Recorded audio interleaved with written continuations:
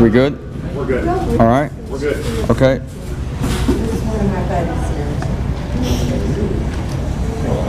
Use the restroom right quick. Right out. Yeah, so leave that there, as that seems to be the best bet. Seems to be the best bet to leave that sitting there. All right. Hope everybody rested well. I didn't. But this is what we're here for. You know, you throw yourself into the fellowship and you figure you'll rest when you get home. I love talking about God. I love gathering with people of like mind, and there's nothing like it. A lot of us go a long time without talking or seeing people of a like mind. And so when we get together, we indulge. And so I've been very blessed to be with all of you this weekend. It's not over yet. As soon as Waylan gets out of the bathroom, he'll be addressing you. He didn't take the mic. Yeah, he didn't do what I did yesterday. Took the mic? Yeah, Dave hooked me up with the mic, and I was ready to go, and I had some spare moments, so I went in the bathroom with a live microphone. He's got the earphones on, and I understood then that, well, those poor politicians with a hot mic that they don't realize.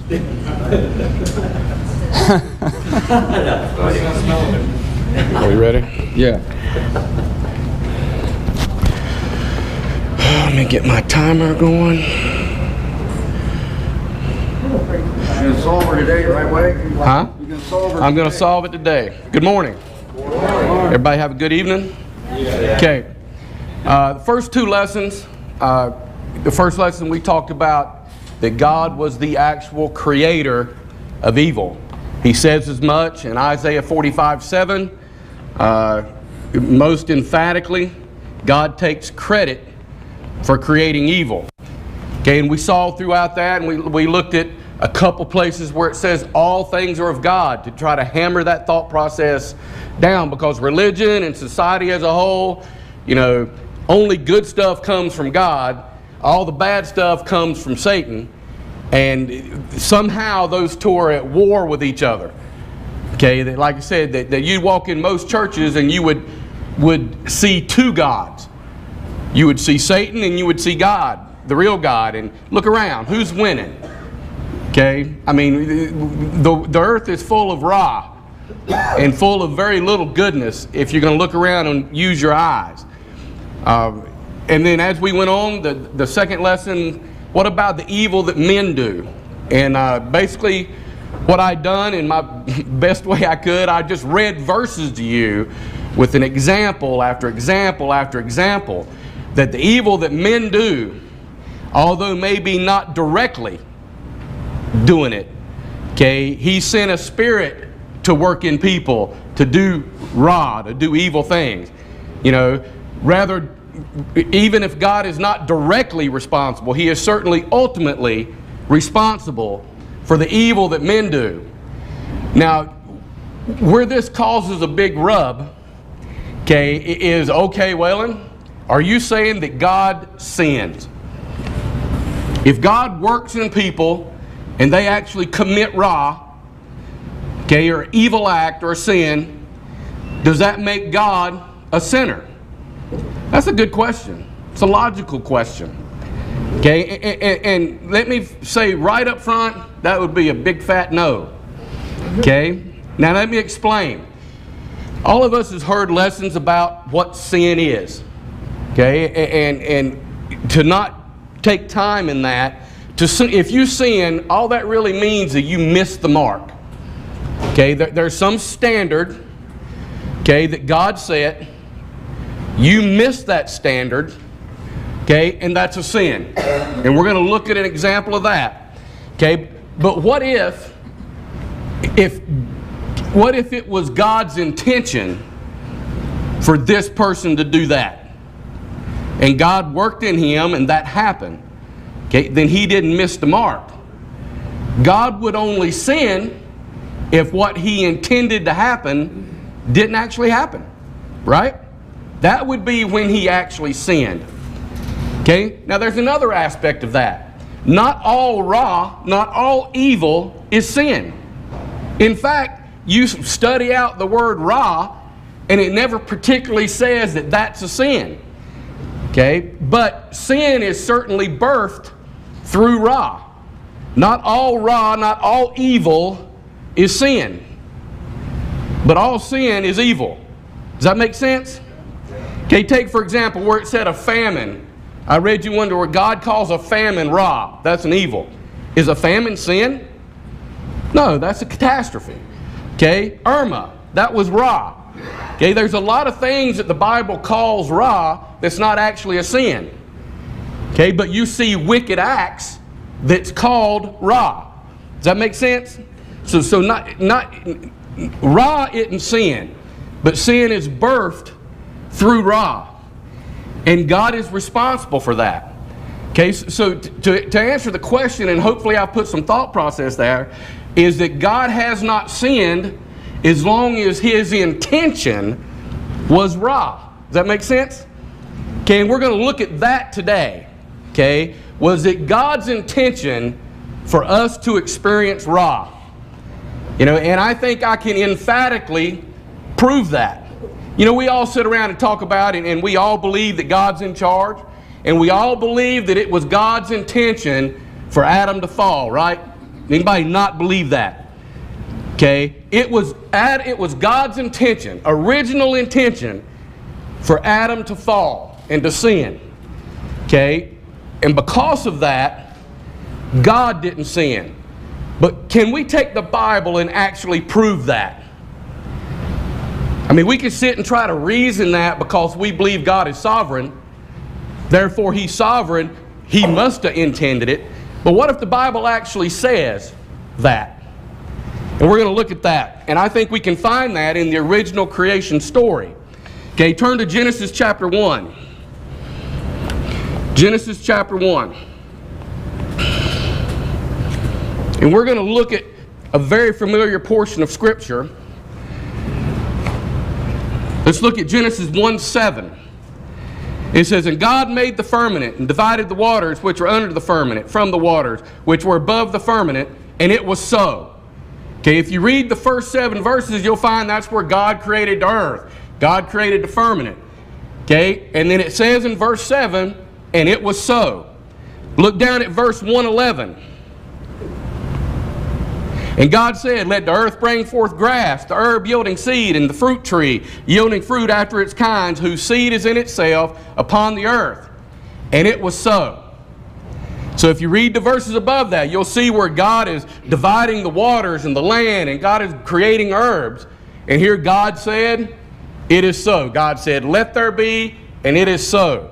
Look down at verse 15. "And let them be for lights in the firmament of the heaven, to give light upon the earth. And it was so." Here's where you see God said, "I'm going to create 2 great lights." So He created the sun and the moon, and they're going to be luminaries in the sky. Okay, and here we see in verse 1:15, "And it was so." In other words, it was complete. Okay, and then you get on down to verse 1:24. "And God said, Let the earth bring forth living creature after his kind, cattle and the creeping thing, and the beast of the earth after his kind. And it was so." You'll read the verses above that, and it keeps telling a story about how God created the whales and God created the creatures of the earth. You see in verse 124, "And it was so." Let's begin in verse 26 now. "And God said, Let us make man in our image, after our likeness. And let them have dominion over the fish of the sea and the fowl of the air and over the cattle. And over the cattle and over the earth and over every creeping thing that creepeth upon the earth." It says, "So God created man in His own image. In the image of God created He him, male and female created He them." Now let's look at that, and let's read this from a concordant version, and you'll get a little different reading. That was from the King James. The concordant says, "And saying is Elohim, Make will we humanity in our image, according to our likeness, and sway shall they over the fish of the sea, and over the flower of the heavens, and over the beasts, and over all land life, and over every moving animal moving on the bed." And creating is the Elohim, humanity, in His image. In the image of Elohim, He creates it, male and female, He creates them. Okay, the words make and creating there in the concordant, if you look at that, it says, and creating is Elohim, man in Elohim's image. Those two words, the word make and creating there, if you look at the tense of those verbs, it's in the imperfect sense, which means it's an incomplete task. Okay, and if you continue to read those verses where it talks about he created man, guess what phrase is missing? And it was so. Okay, you don't find the words and it was so as it pertains to the creating of man. Okay, turn to chapter 2, verse 9.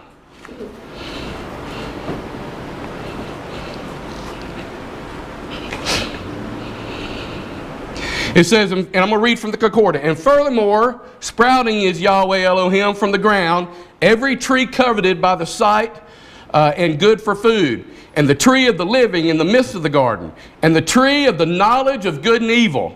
Okay, now we find that God has created a tree and put it right in the middle of this garden.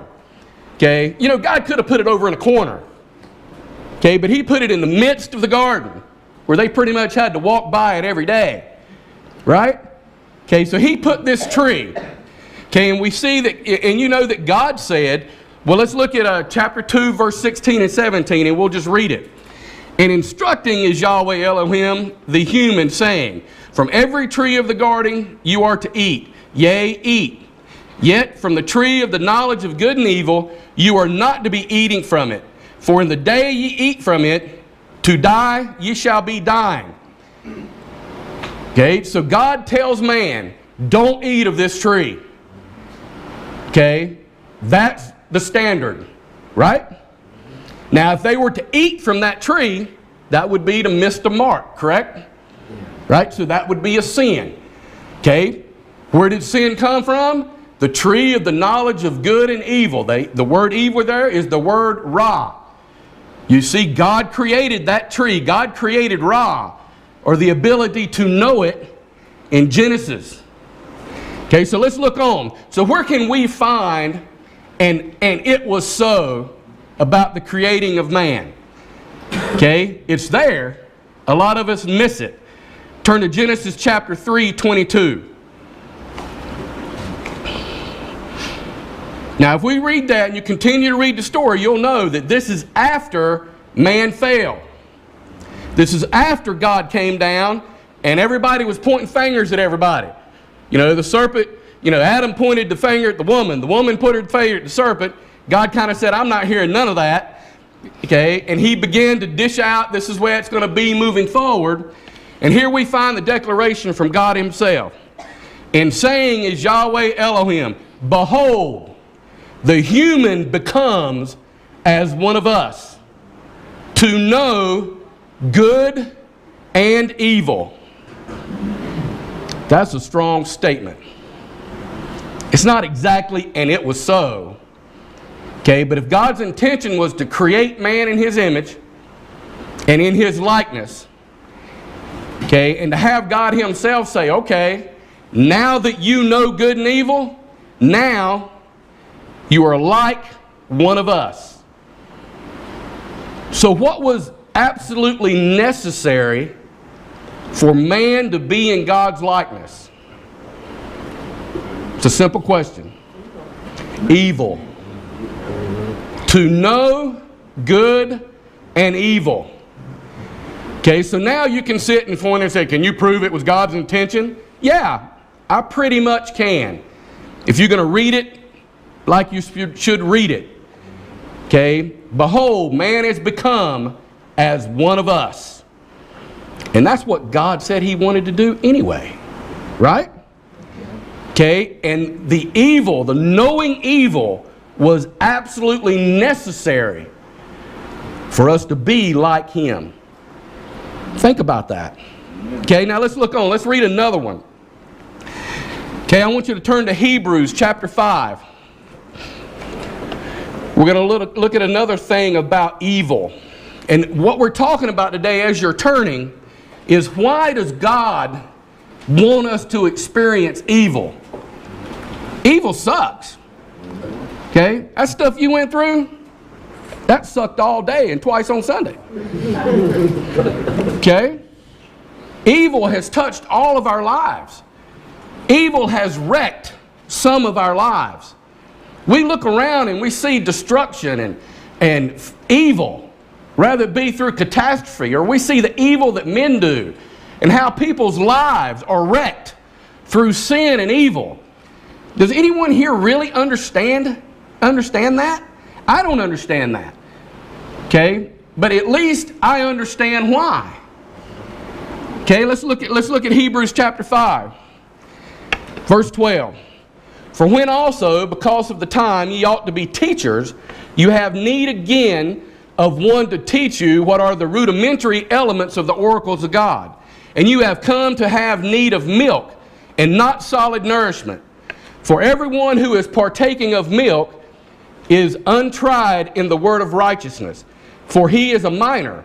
Now solid nourishment is for the mature, who, because of habit, have faculties exercised for discriminating between the ideal and evil. So knowing evil and being able to discriminate between the evil and the ideal is absolutely mandatory for our move into maturity. Isn't that what this whole verse is telling us? To move into maturity, the mature person can distinguish or discriminate between the good and the evil. Babes, not so much. Okay, so hopefully today some of the things you learn will help us move into more mature walk with God, a more understanding of why He does what He does, a better understanding of what good and evil actually is. Okay, turn to Job chapter 2.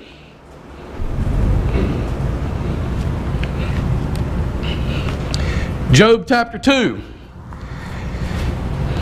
Everybody understands how this whole Job thing happened, right? Okay, Job was minding his own business. Okay, Satan was kind of minding his own business. And God said, hey Satan, have you considered Job? How he's perfect and upright? You know, and Satan goes, well, not really. Okay, and God started that whole process. Pay attention to how it worked. Job was minding his business. Satan was minding his business. God initiated all of this stuff that started happening to Job.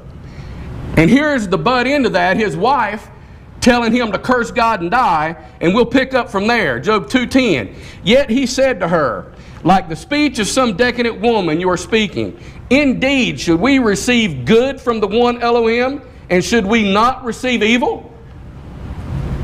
It is a part of life for us to receive good from God and for us to receive evil from God. But He does not do that to us just for the sake of having fun with it. Okay, He doesn't do that to us just to figure out what we would do. He already knows what we're going to do, right?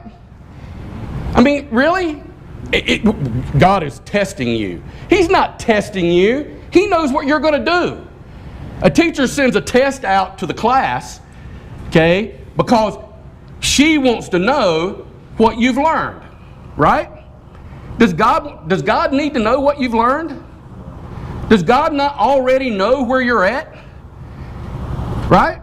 God sends us evil to mature us, to create us more in His image. Just like we learned in Genesis chapter 1 that the knowledge of evil was absolutely necessary for God Himself to say, behold, man is become as one of us, which was His intention. We find in Hebrews that the knowledge of evil and being able to discern evil and good is a move into maturity.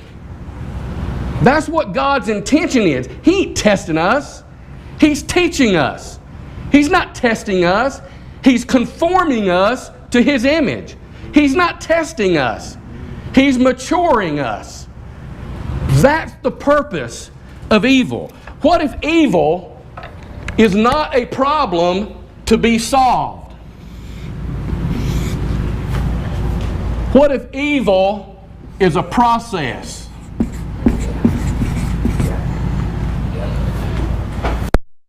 What if evil is part of the process? A problem to be... does God have a problem with evil? No. So there is no problem of evil.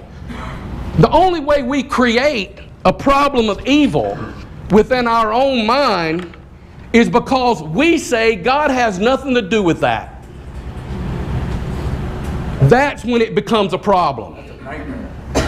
Okay? And you see a lot of teachers, they'll say, how can you ascribe that atrocity to God? God had nothing to do with it. To say God did that is to say that God is a monster.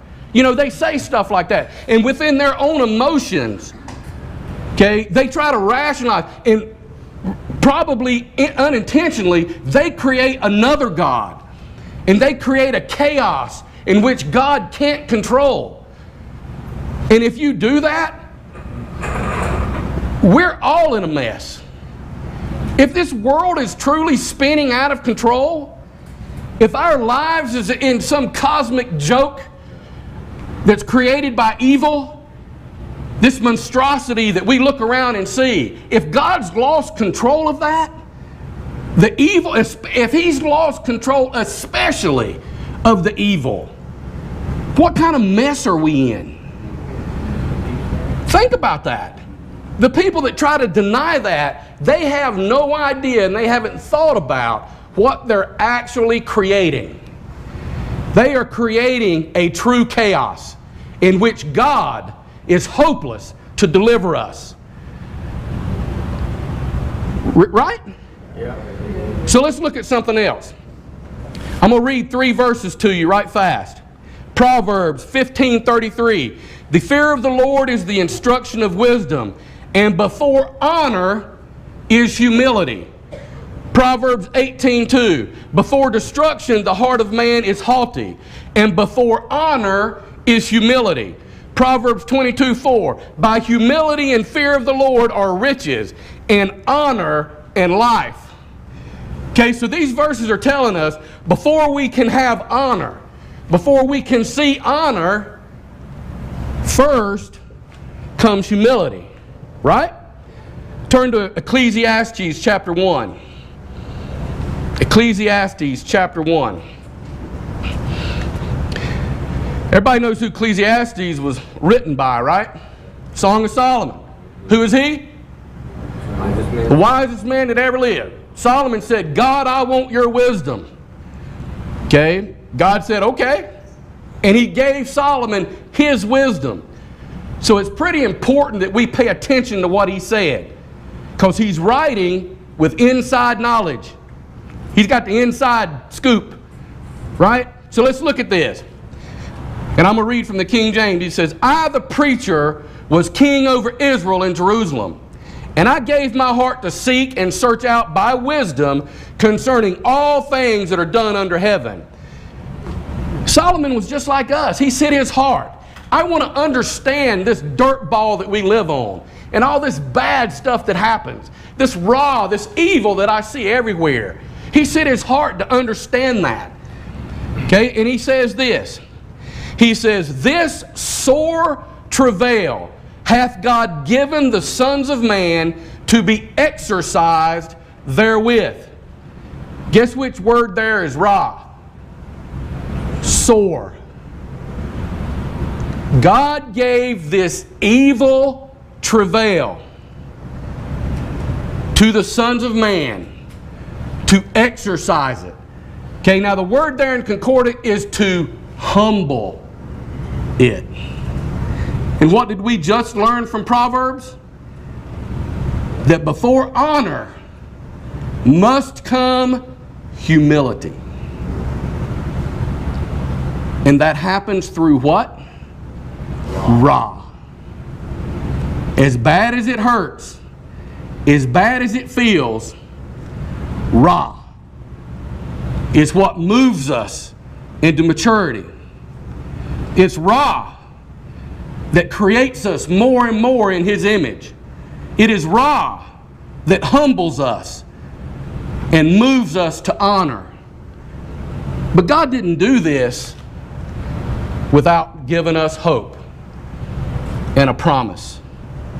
Okay, we can provide the concept of how Ra moves us forward and teach that from the Bible. Okay, but let's look at the promise that God has made. Turn to Ecclesiastes chapter 3.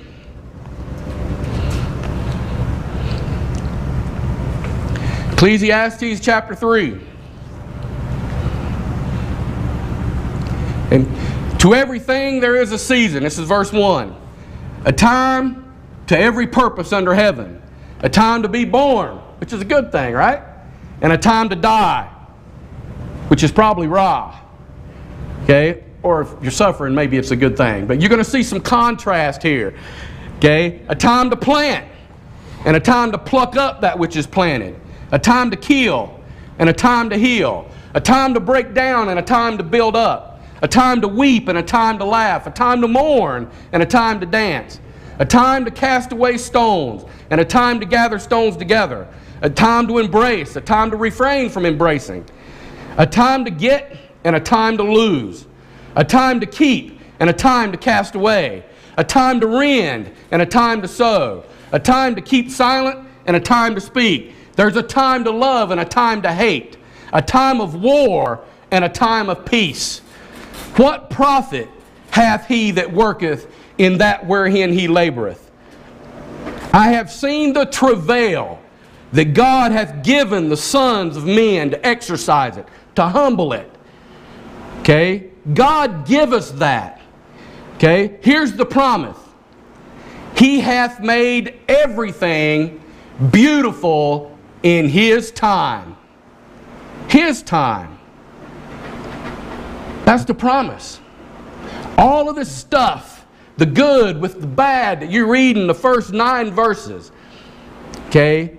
God will make everything beautiful in His time. In His time. That's what we can look forward to. A step into maturity is an understanding God's got this. And as bad as it hurts, and as much as you want to give up, God is moving you into maturity. God is moving you into being able to discern what is actually good, what is actually evil, what's the purpose of both. The understanding of that is for the mature. The babe will look around at Ra and go, I don't understand this. God can't be a part of this. And in his mind, create a chaos and a turmoil in which it's a problem. But the mature understand that it's a process. And we are taught this with many examples of nature. And let's talk about a few. What about the pearl? The pearl is a beautiful stone or whatever it's classified as. We make necklaces out of it. You pay a lot of money for them. But how are pearls formed? They're formed by a grain of sand that gets inside an oyster. And that sand begins to cause this oyster pain. And over time and pain, this oyster begins to protect itself from this pain. The oyster begins to mature. The oyster begins to be able to deal with that pain and to turn that pain into something that is coveted and valued into a pearl of great price. How are diamonds formed? They start as a coal, a piece of coal, dirty dirt, carbon. And over centuries of pressure and heat, continuous turmoil over this dirty dirt, coal, carbon thing, through pressure and through heat and through pain, are diamonds born. It's a process, not a problem. Evil's never been a problem. It was intended by God. All the bad things you see people do, we read a verse. Who creates the bad person? Who does? God. God creates the wicked for the day of Ra. If God brings a wicked person into your life and they bring Ra into your life, don't be mad at them. They're doing what they were created to do. And you know what? There was a bad person created for that bad person. Okay? And that bad person probably brought Ra into that person's life. And the master chess player, the one that we call God, the one that we worship as God, He's in control of all of that. Okay, and one day, and think about other things. Think about sin is missing the mark. Let's look at another biblical example of that. God gave us the Mosaic Law with 1,001 rules and 10,001 ways to break each of those rules, right? Okay, religion will tell you the law was given to us to make men live better, to produce righteousness. How'd that work out?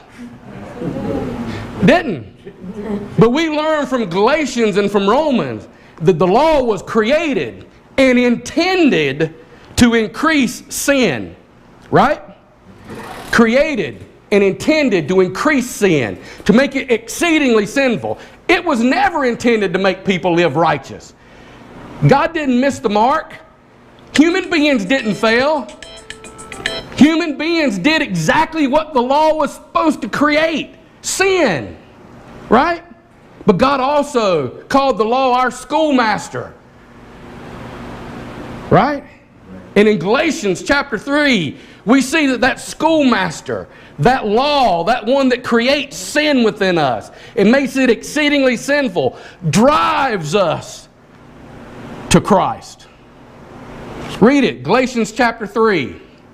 That schoolmaster, that one that produces sin in us, the one that creates Ra in us, drives us to Calvary, drives us to the cure. That concept's throughout the Word of God. Evil has never been a problem. It's always been part of the process. And the mature understands that. Now, does that help it feel better when you're going through it? Absolutely not. It actually does. Well, doesn't me. Ra sucks. Out loud. Amen, brother. All right? It does. Okay? But the mature understand this isn't here forever. And even if I die in this condition, the day that He wakes me up, it will bring honor through Ra. Ra will bring honor in this lifetime or the next. The mature understand that. We believe God, the one, Elohim, who give us this travail of Ra, that He will make this beautiful in time, in His time, whether we understand it or not. Okay, actually in that same verse, He says that. I want to continue reading that. And then that was my alarm. I got to be done. Okay, if we verse 11. He has made everything beautiful in His time. He has also set the world in their heart. Now the word world there, concordance, is actually obscurity. It's the same word that's translated forever sometimes. Okay, but the intention there is God has set obscurity, like the concordant translated, in their heart. What does that mean?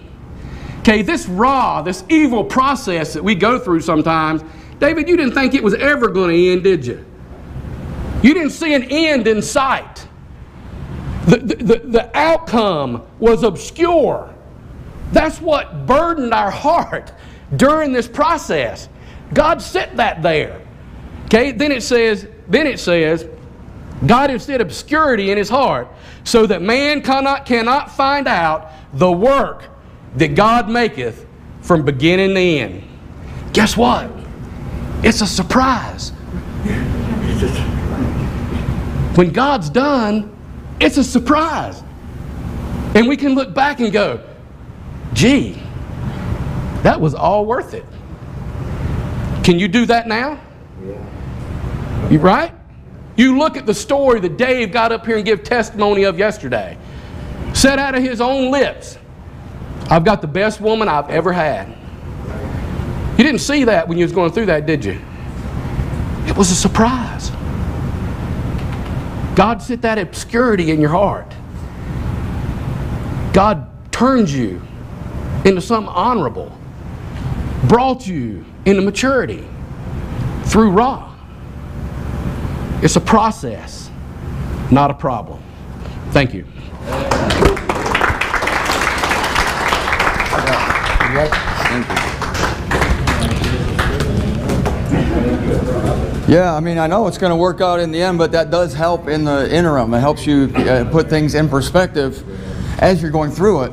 Instead of despairing, you have some little shred of faith left. And if that's all you have is a shred of faith, congratulations. You know, that's all you need.